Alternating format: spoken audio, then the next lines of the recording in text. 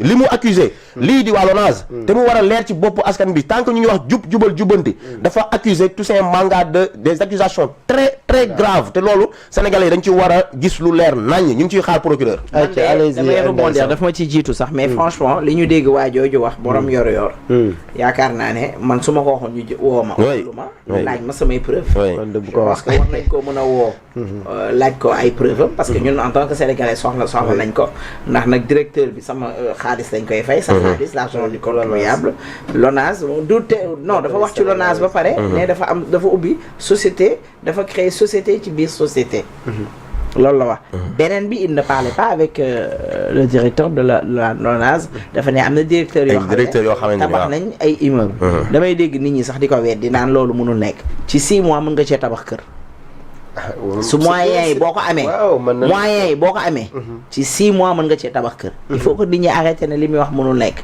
rawatina 1 an mën nga ci tabax sa kër bu fi xaalis bi nekkee kër gu dëgër boo gisee chantier di durer di dem lu sori xam nga africain rek am yoo xam ne dañuy nëbbantu naan bugguma rek mu gaaw a sotti nit ñi di ma làmminu mais ci kër mën nañ koo tabax ci 6 mois mu pare su fi mois yi nekkee mais nag ñun franchement on a besoin de savoir ñenn depuis DG la ñu nommé bërki dee mu ñoo war fee tabax ay château encore une fois yëf yi jéng na parce que tey yow mi en tant que journaliste boo ko waxoon ñu jël si boo ko waxoon ñu woo la ne la fan nga ko déggee su ko Aïssatou waxoon ñu woo laaj ko ne ko fan nga ko déggee kon pourquoi moom mu wax ko dara fekk ko ci y a un réel problème qui se passe dans ce Sénégal-là et peut-être ñun ñi mais personne ne dit rien, ça ne choque personne.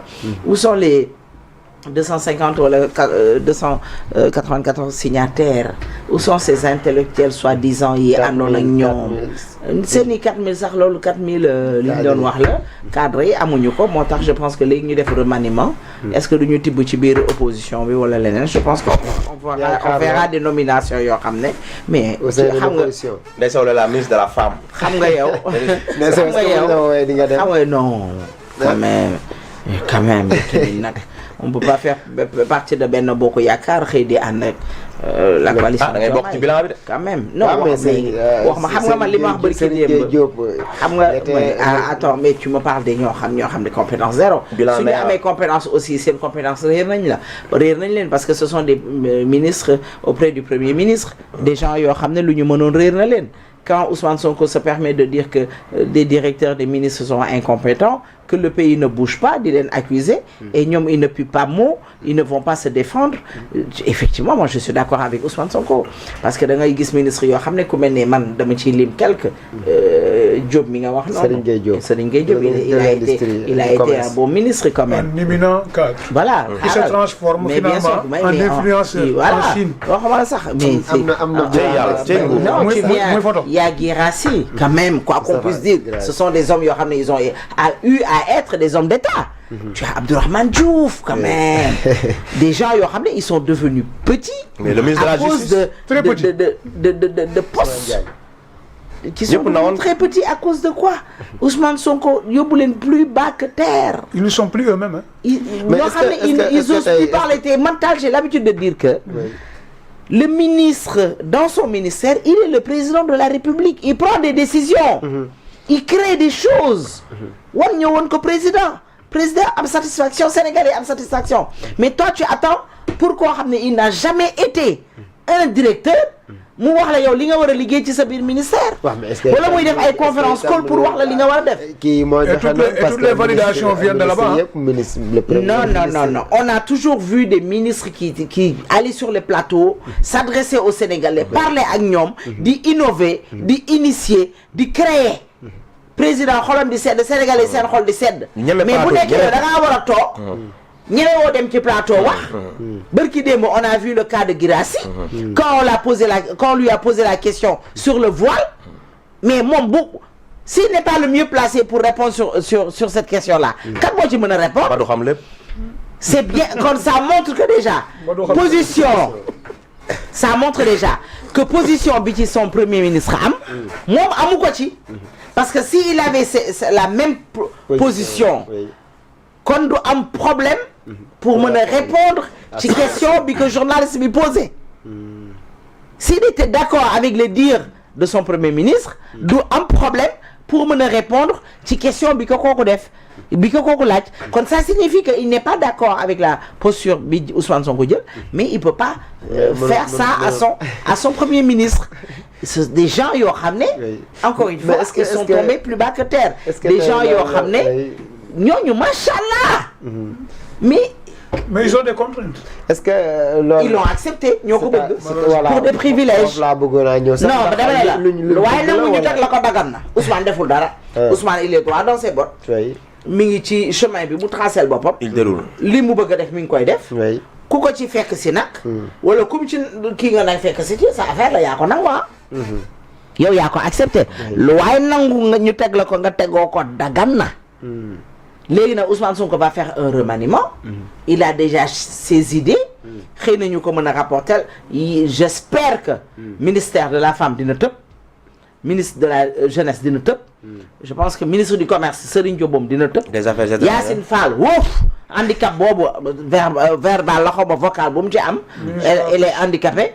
pêche bi nga xam ne au lieu yow nga di jëri suñu pêche bi ngay may ay tonnes de poisson. santé tous ces gens de ce ministère là doivent sauter. des directeurs yoo xam ne ci appentre lañ dëkkoon seen biir kër mosu ñoo am lal ci as ndaggitu matta lañ doon tëdd nga xëy jox leen ab direction mais attends dafay compliqué pour day compliqué ñoo xam ne bi ñuy soog a am direction yi lañ dem jàngi ji wala uti ji ay diplôme ñoo xam ne bi ñu nekk peut-être président assemblée wala feneen ci la ñuy soog a uti ji seeni diplôme am na yoo xam ne ci lañ commencé attends il faut qu'on soit sérieux ak ministère bu ñu boole ministre des sports et de la culture bu ñu boole. non culture na dañ culture dafa war a dem à côté culture c'est autre chose culture de n'importe quoi li tax ñu jëloon Youssou Ndour jox ko jëlaat ko jox ko Alioune Sow et depuis lors Alioune Sow était là-bas Alioune Sow machallah ko xam ne il y a quelque chose dans sa tête c'est pas une tête vide c'est pas une coquille vide bien vrai que Pastef li ma wax rek benn poignée de main la woon. ndax loolu itam fusionné yenn ministères yi bokkul si rationalisation. non rationalisation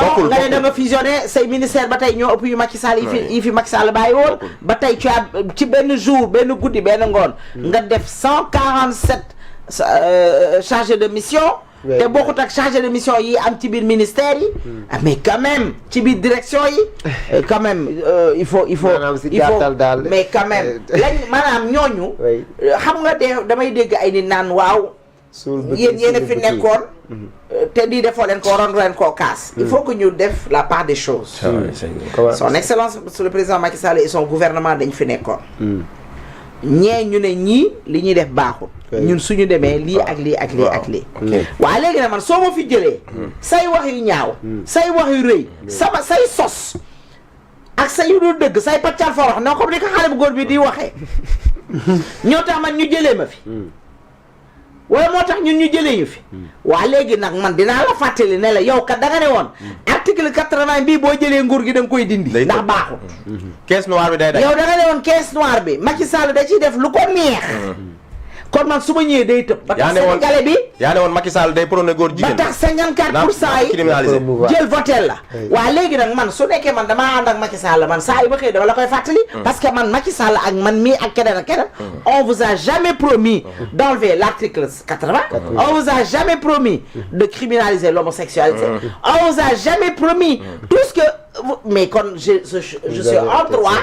man APR wala man sénégalaise wala man Ndeye Sow wala man j'ai le droit de te rappeler chaque fois il faut que sénégalais def la part des choses parce que ñi fi nekkoon di ko fàttali ñooñu mosu ñoo diggée ne dañ koy def parce que da ngay dégg ñu ne la waaw li ngeen di fàttali on les entend dire alors que ñoom bi ñu fi nekkoon ils ont rien fait de tel mais parce que ils n'ont pas promis ça aux Sénégalais. moo ne woon tamit dafay génn conseil supérieur de la magistrature bu ñu faloo parce que loolu mooy tënk justice bi gën a dee moom dafa wax bi gën a dee nee na magistrat yi ñoo ko wax ñoo ko de non mënoo dem xaw ma juge mais ñooñu ils sont sortis pour faire un démenti et depuis lors personne ne dit rien du tout et ñaata xaalis la ñu yàq keroog mais fan nga ma see gis nga jël benn détenu di ko dóor ci kaw juge bi ko jugé nga ne ko yéen toog leen ngeen jàkkaarloo je pense que boobu seen xam-xam daf leen réeroon quand même.